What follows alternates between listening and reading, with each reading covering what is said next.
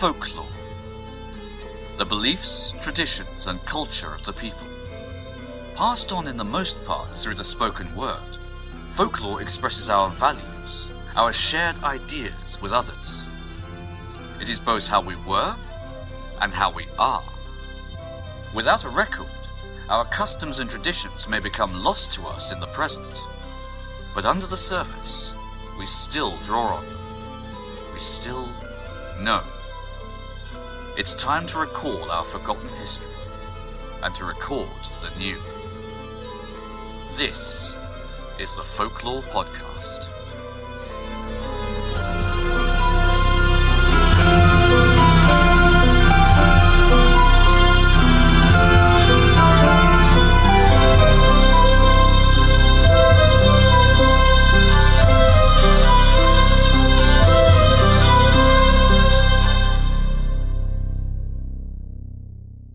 Welcome to the Folklore Podcast. I'm Mark Norman, folklore researcher and author. Joining me on this episode is Dr Paul Cowdell, a folklorist and fellow committee member of the Folklore Society.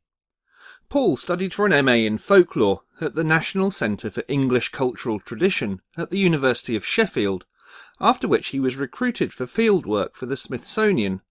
He subsequently went on to study for a PhD, looking at contemporary belief in ghosts. For this edition of the podcast, we'd like to go back through history to examine exactly what folklore is and how it's developed. So Paul, thank you for coming onto the podcast. And to start, can you tell me why folklore seems to be so popular in modern times and where the term and the subject has come from? Thanks for having me on here. I think that the success of this podcast and the Twitter hashtag Folklore Thursday are a couple of indications of just how widespread interest in folklore is and remains. But it raises all sorts of questions. What do we mean when we say folklore? Do we all mean the same thing? How do we come to make it mean any of those things? Who's the mysterious we in all of those sentences? Does folklore mean the same in popular everyday usage as it does for folklorists? If it doesn't, and spoiler alert, it doesn't always, how do we reconcile its meanings? Assuming we can all agree on what folklore means, how do we go about looking at it? And the answers to a lot of these questions are, if not found, at least pointed towards in the history of the subject. So it's worth looking back at the history of the idea of folklore. In fact, the more people become fascinated by folklore, the more important it is to think about that history, because it shapes how we go forward, how we think about folklore now and in the future, not just in the past.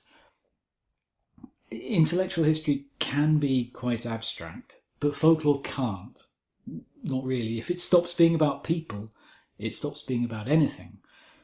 So I hope that getting some kind of handle on how we've thought about it will actually start to open more doors for people who want to get involved and take it forwards.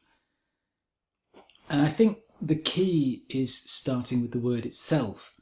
Folklore is marked by a continued critical self-appraisal, which historically has taken the form of consideration both of what we actually study, what folklore is, and of the discipline.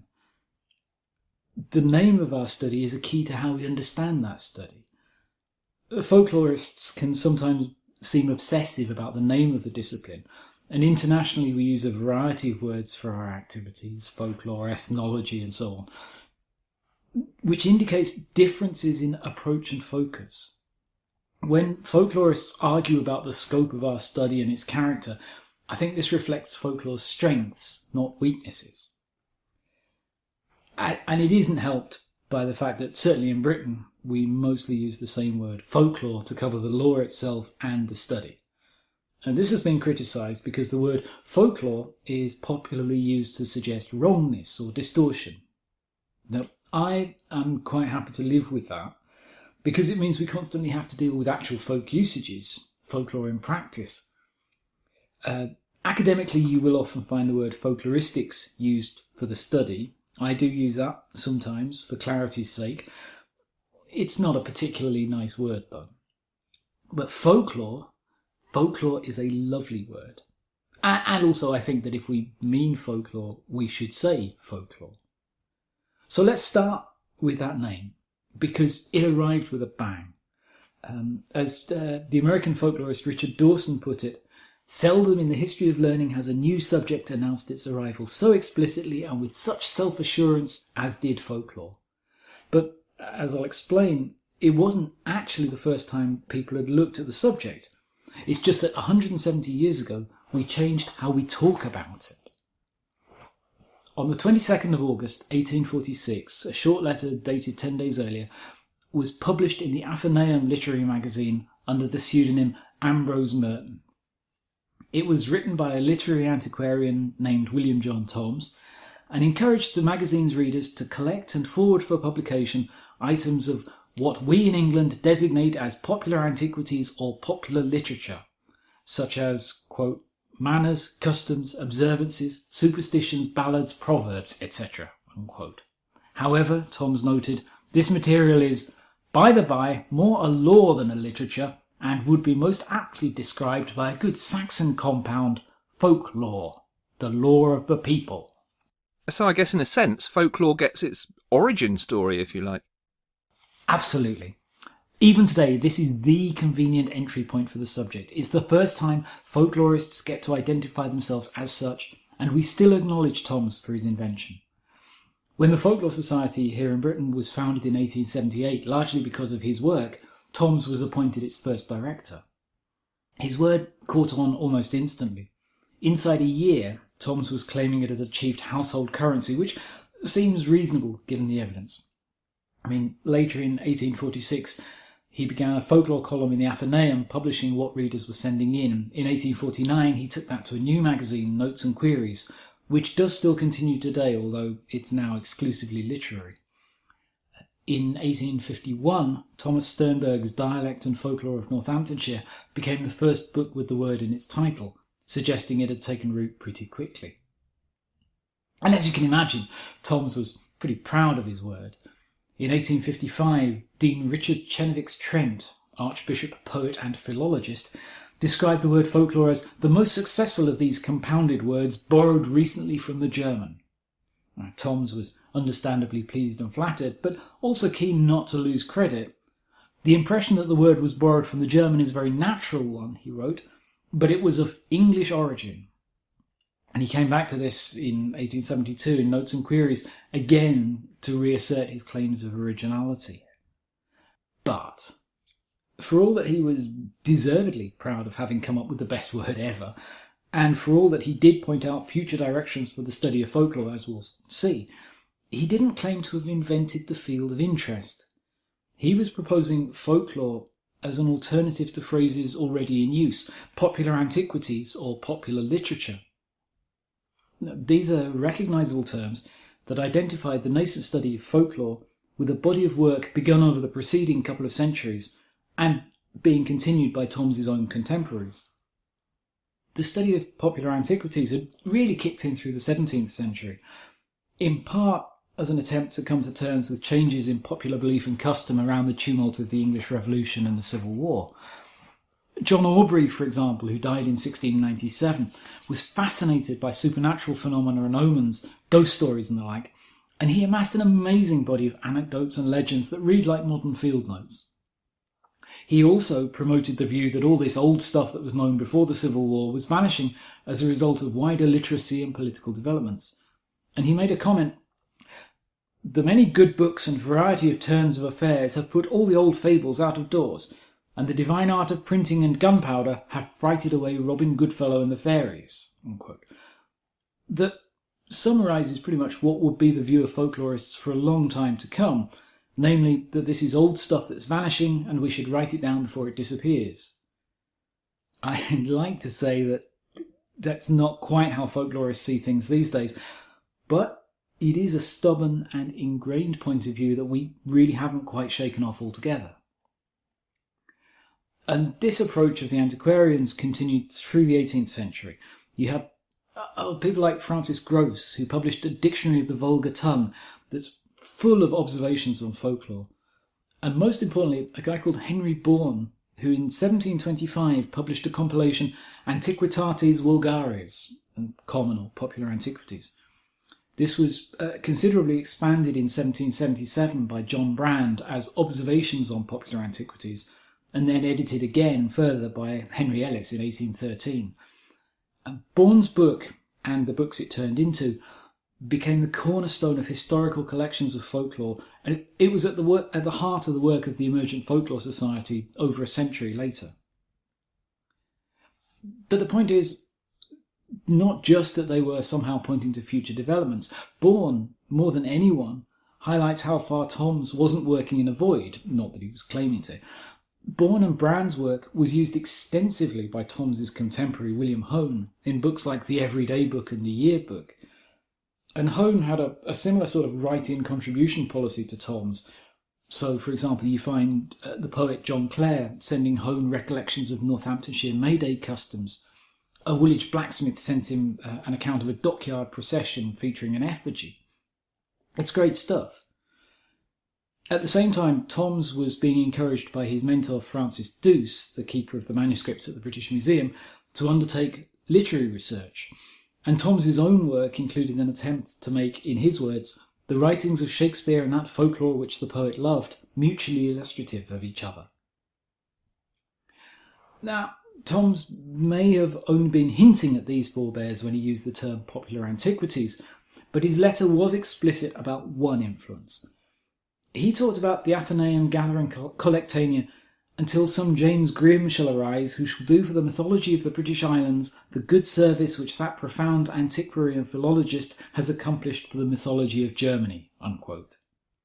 Indeed, he went on, the present century has scarcely produced a more remarkable book, imperfect as its learned author confesses it to be, than the second edition of the Deutsche Mythologie. Which is important for a lot of reasons, not least that he's talking about a method. Grimm's Deutsche Mythologie, wrote Toms, was a mass of minute facts, many of which, when separately considered, appear trifling and insignificant, but when taken in connection with the system into which his mastermind has woven them, assume a value that he who first recorded them never dreamed of attributing to them. As with the popular antiquities, Toms is talking about not just collecting this fast declining cultural detritus, often from literary sources, but also talking about what you do then, amassing these small customs into a bigger picture with a definite political and cultural aim. And what was that aim? Well, he wanted to produce something national in character, a mythology of the British Islands equivalent to the Deutsche Mythologie. In 1850, Notes and Queries advertised preparations for immediate publication of a collection entitled The Folklore of England. One object of this work, it declared, is to furnish new contributions to the history of our national folklore. That work never appeared, but the national focus was carried into the first prospectus of the Folklore Society in 1878, which hoped to publish those scattered notes on the popular superstitions, legends and ballads of Great Britain and Ireland, which are almost the only traces of the primitive mythology of these islands. But it did so in an international context. The Society's first journal featured articles on French, Italian, Japanese, Native American folklore, and a survey of tales that took in Russian, Sicilian, French and Scottish collections. Toms himself saw British mythology in Scandinavian and Germanic terms. But that prospectus mentioned also primitive mythology, which points to a dominant founding idea of the discipline that came under considerable theoretical scrutiny throughout the period, that folklore constituted the survival of the primitive into the modern world. Now, I should emphasise that really isn't how folklorists see folklore today. But it's worth emphasising, it's worth saying, because you find all sorts of confusion coming up, even today, especially because cheap reprints of out-of-copyright Victorian texts, which are classics of their time, but definitely of their time, are some of the most easily available literature on the subject. A lot of 19th century folklore research was done in the library, so that rather than finding out what things actually meant for the people who did them, you got a rather speculative stringing together of things which were thought to look like each other.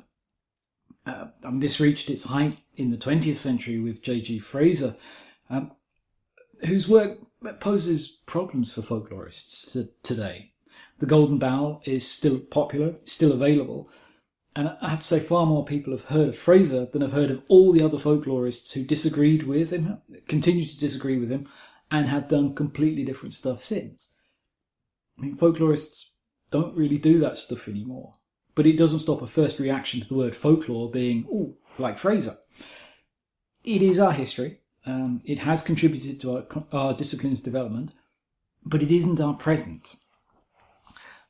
But it has a place in our history because for most of the pioneering generation of folklorists, folklore was something that survived in rural communities, in the peasant soul, even somewhere like England, which didn't actually have a peasantry anymore. It took a long time for folklorists to acknowledge that there was folklore in the city as well, and not just rural folklore that had survived urban migration. It's only in the last 50, 60 years that folklorists have argued generally that all groups of people, regardless of their origin, status, identity, share some sort of folklore. You'll have different folklore at work, within your family, among your school friends, at your hobbies, etc., etc. All of these things constitute folklore. But I don't want to belittle my theoretical ancestors here. Even though this is only fairly recently established in the discipline, the Victorian folklorists did know it was there as a question. In 1893, the great Australian tale scholar Joseph Jacobs wrote this brilliant article called The Folk. He said there'd been lots of discussion about what the folk believed, what the folk did, but very little indeed, he said, was said as to what the folk was that said and did these things, and nothing at all was said as to how they said and did them. I mean, really, it's one of my favourite articles. Check it out. It's in the...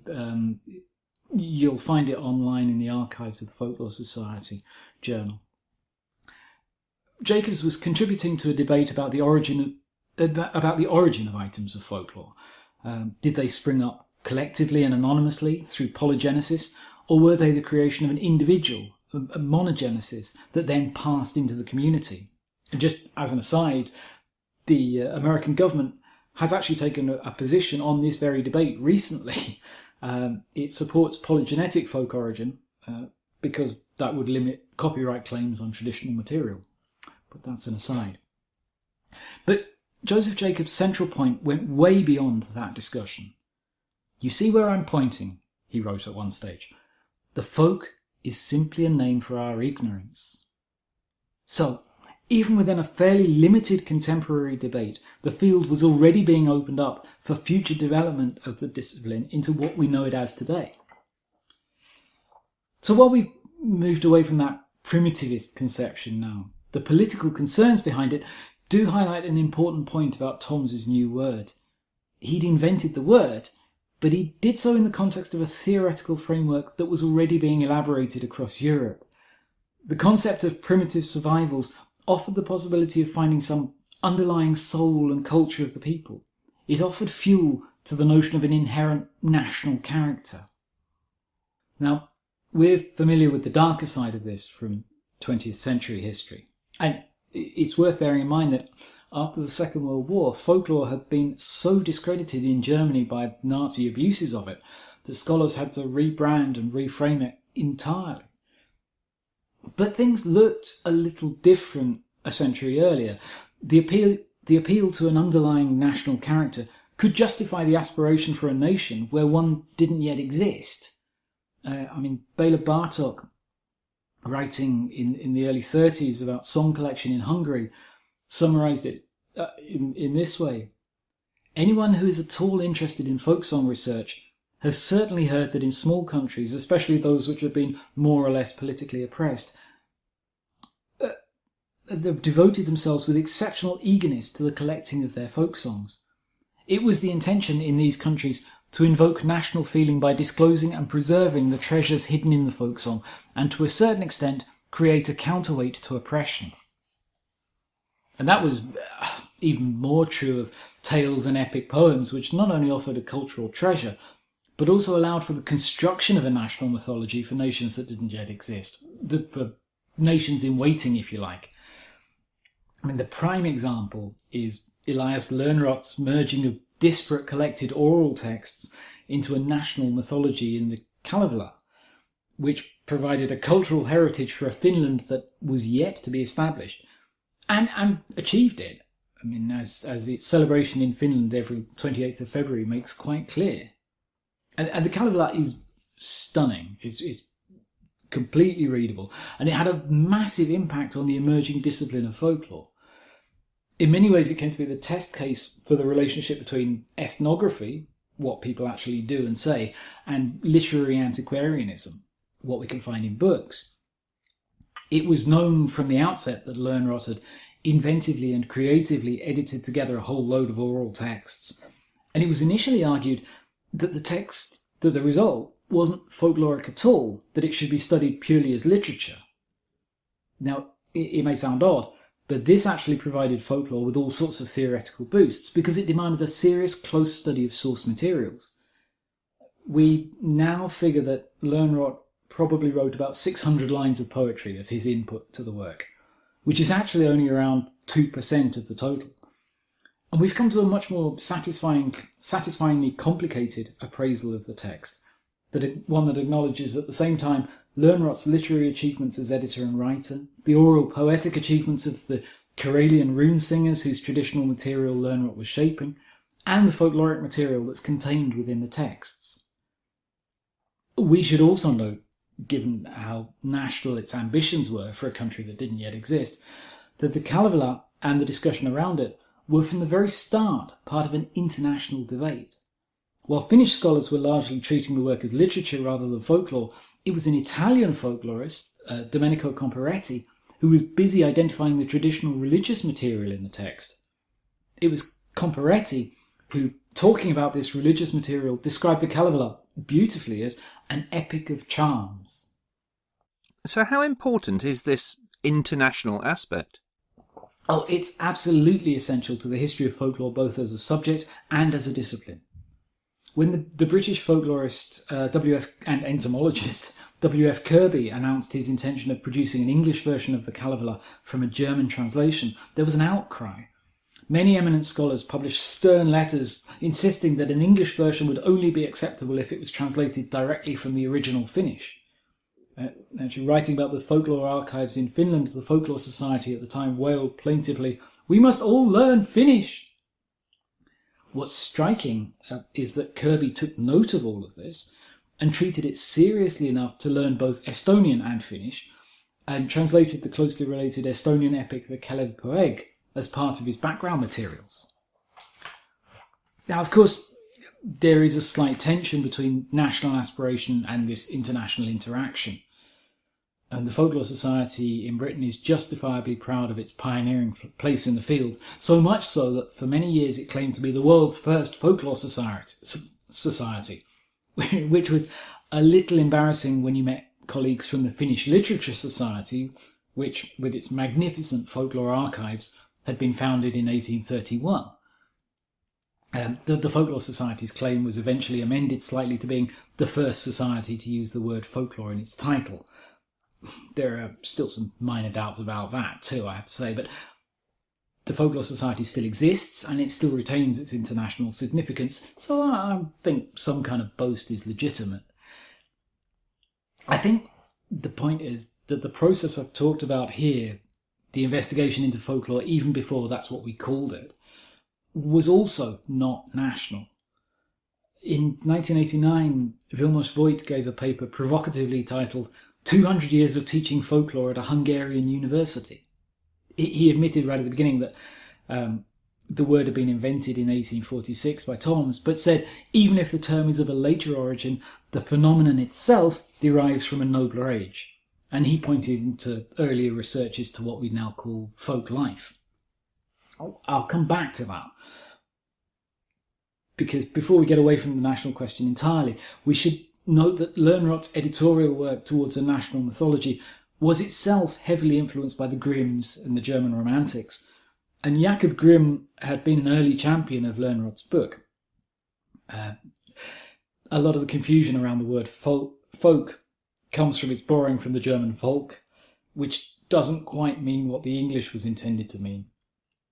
Ascendant German Romanticism from the late 18th century onwards saw Volk, people of the soil, carrying with them some integral popular soul, as the basis of a Germany which was, at that time, still a cluster of divided federal states. And I think we forget at our peril that big nations go through similar processes of formation and self-identification to small ones, particularly in their emergence. That may well have been a factor in Tom's failure to produce his Folklore of England. The compulsion to produce a nationally identifying body of folklore just wasn't so urgent in the senior part of a nation state that already existed as it would be in territory that aspired to national status. But for all that Tom's national project didn't materialise, I think you can see it reaching some kind of fruition in the volumes of county folklore that were published by the Folklore Society after 1878. But again, in 1912, when Charlotte Sophia Byrne announced a turn by the Folklore Society towards establishing an authoritative corpus of British folklore, she did so whilst trying to place that corpus in its European context. And again, this is to say nothing of other attendant cultural groups that are less central to an existing nation's self-identity. You think of the significance of the place of folklore in the Celtic Twilight, for example. In existing powerful nation-states, we may not find quite the same progressive striving for national expression as in the oppressed small territories Bartok had been talking about, but we awkwardly do find something else. Folklore's attention to the primitive and savage in the modern world meant it could appeal in the imperial nations to the documentary tendencies of colonial administrators and their missionary associates. And this is quite a complicated relationship. Some scholars actually found themselves government posts in order to allow them to pursue their research interests, while some colonial administrators became aware of folklore and became folklorists insofar as it had impacted on other work they were already doing or had already done. Guy Mansell Longworth Dames, for instance, was a full-time functionary in the Indian Civil Service for nearly 30 years. Early in 1892, he wrote to the Folklore Society about some materials he'd collected on the northwest frontier of India. I'll quote his letter. He wrote, "I had not till lately paid much attention to folklore, and the stories I took down in the Balochi language chiefly from a philological point of view while completing a handbook of that language for the Punjab government. As it is a language without a written literature, it was necessary to collect my materials direct from the mouths of the people. The result is a collection of stories which have at any rate the merit of being recorded exactly in the words in which they were told." End of quote. Now, that's noteworthy because not a lot of folklorists at this point were necessarily doing fieldwork, but let's not whitewash the situation. Dames was also a collector and scholar of northwest Indian Buddhist art and Oriental coins, which underscores the slightly uneasy relationship between scholarship and colonial plunder. But all of that, stories, coins, art, touches on the other main point that arises from Tom's letter, namely, what does folklore cover? What is it? Tom's talked about the manners, customs, observances, superstitions, ballads, proverbs, etc. of the olden time. The Folklore Society was founded with a view to collecting and preserving popular fictions and traditions, legendary ballads, local proverbial sayings, superstitions, and old customs. Certainly, early folklorists saw it as covering beliefs, customs, stories, songs, and sayings. In 1914, Charlotte Byrne, summarising this, wrote that it covers, quote, "everything which makes part of the mental equipment of the folk as distinguished from their technical skill," unquote. So it isn't the form of the plough which excites the attention of the folklorist, but the rites practised by the ploughman when putting it into the soil, in her words. But even at the time, that wasn't quite fair. And we've already seen budding folklorists being just as excited about things as they were about rights to do with things. In 1891, Arthur Hazelius had established the open-air ethnographic museum Skansen in Stockholm, exhibiting exactly the sort of material culture Charlotte Byrne was dismissing: buildings, furniture, clothes, toys, and so on. Following the same expansion of thinking about that we've seen about who has folklore, Hazelius started collecting peasant culture, but his successors at the museum, which is still there, have moved into urban and bourgeois lifestyles too. This kind of study was called in Swedish folkliv, and eventually and predictably this was anglicised as folklife. There are separate bodies specialising in folklife studies, but folklife has finally and rightly come to be seen as part of folklore. And again, that was probably already there in researches before the word. When Vilmos Voigt was talking about 17th century Hungarian folklore research, he said it made sense, it wasn't anachronistic to think about it in those terms, if we understand the term folklore to be equivalent to folk life.